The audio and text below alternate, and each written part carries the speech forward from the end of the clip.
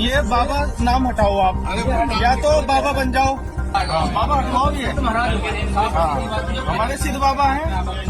बाबा यहाँ पे सिद्धबली एक ही बाबा है, वो है सिद्धबली बाबा। और जितने वो खुली हुई है, ये बाबा सुबेरी स्वीट्स वगैरह ही क्या है? वो सब हिंदू की दुकान है। तो मुसलमान क्या हो गया? मुसलमान नहीं, ये बात सुनो ना, कल ये कोटद्वार छोड़ने के लिए बोले। आदि सुअर की औलाद दीपक मोहम्मद को तेरे कोट द्वार में बजरंग दल पहुंच चुका है। ये जो मोहम्मद दीपक है, भगवान भागवत जी को गाली देता है। आओ ना हम आगे कोट द्वार में, आओ हम भी बजरंग दल के कार्य करता है। जय श्री राम।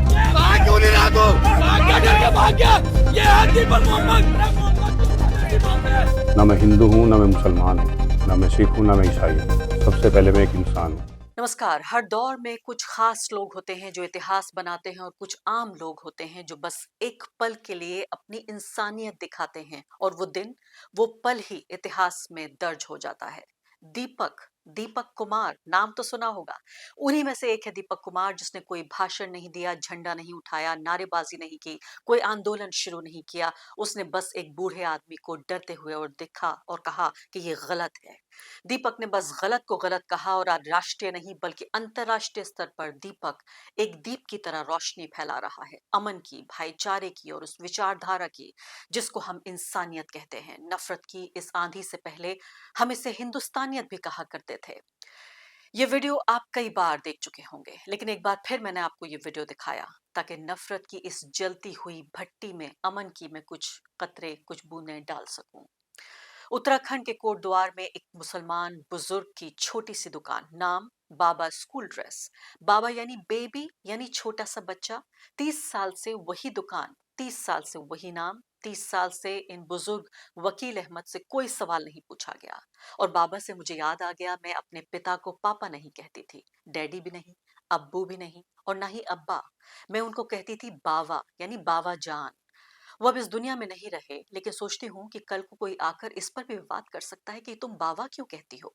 इसमें भी कोई ना कोई साजिश तो कोई ना कोई ढूंढ ही सकता है। बाबा स्कूल ड्रेस पर वापस लाती हूँ आपको।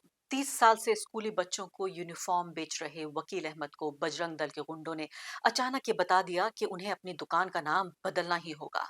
अचानक एक दिन कुछ लोगों को ये लगा कि ये नाम उनके बनाए गए भारत में फिट नहीं बैठता। एक ऐसा भारत जिसमें गरीब बुजुर्ग मुसलमान को अपनी छोटी सी दुकान चलाने का अधिकार नहीं है, चैन से 2 वक्त की रोजी रोटी कमाने का अधिकार नहीं है।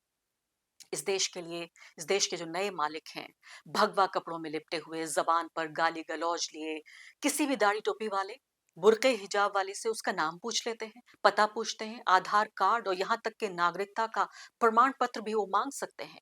ये घटिया लोग सिपाही हैं उस तथाकथित हिंदू राष्ट्र के, जहां पर रिद्धिमा शर्मा मुसलमानों को दुश्मन बनाती है, उनके नरसंहार की खुलेआम बात करती है और बिना खौफ के ठीक तरीके से वैसे ही रहती है, बिना किसी नतीजे के। तो मुकदमा रिधिमा पे नहीं, दीपक पर होता है। दीपक के ऊपर शांति भंग करने के इल्जाम में मुकदमा दर्ज किया गया है। बजरंग दल के गुंडों पर नहीं, दीपक पर मुकदमा। और शायद ये सही भी है, ये सही है इस पर ये मुकदमा, क्योंकि दीपक ने उस शांति को भंग किया है जो उस राष्ट्र के इर्द गिर्द बुनी जा रही है, जो पिछले 11 साल से नरेंद्र मोदी और आरएसएस बना रहे हैं। एक गैर बराबरी पर आधारित हिंसक राष्ट्र जहां हर अल्पसंख्यक दूसरे दर्जे के नागरिक के तौर पर जिया जाएगा।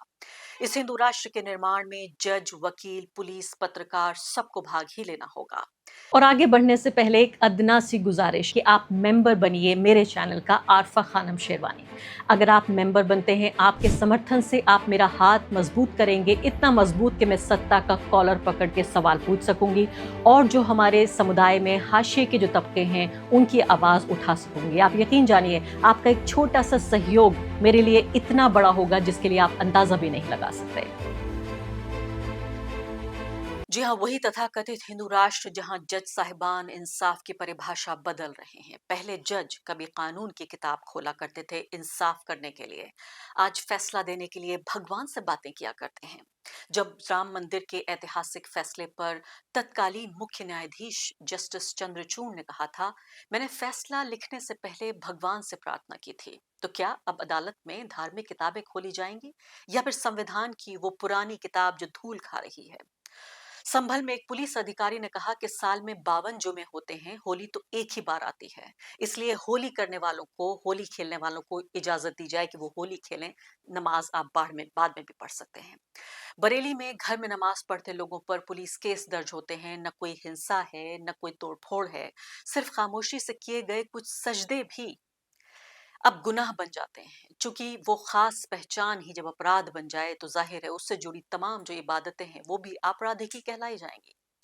दीपक का सबसे बड़ा अपराध मुझे लगता है यही है कि उसने इस कब्रिस्तान जैसे सन्नाटे में, शांति में एक आवाज दे दी है, और इस सन्नाटे की जो शांति है, मुर्दों वाली शांति, उसको भंग कर दिया है।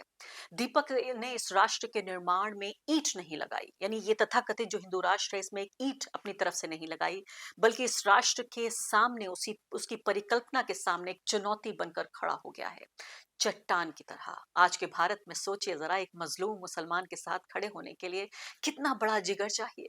दीपक के पास सिर्फ मांसल देह नहीं, शेर जैसा दिल भी उसके पास है। उसके पास ताकत थी उन उसूलों की जो उसकी माँ ने बचपन से उसको सिखाए थे। हिंदू, मुस्लिम, सिख, ईसाई आपस में हैं भाई भाई। दीपक ने उस भीड़ के सन्नाटे की शांति भंग की है जो मॉब लिंचिंग पर, बुलडोजर चलने पर, गौ रक्षा के नाम पर जब हत्याएं होती हैं, इन सब पर पूरी तरह खामोश रहता है। मेरा नाम मोहम्मद दीपक है।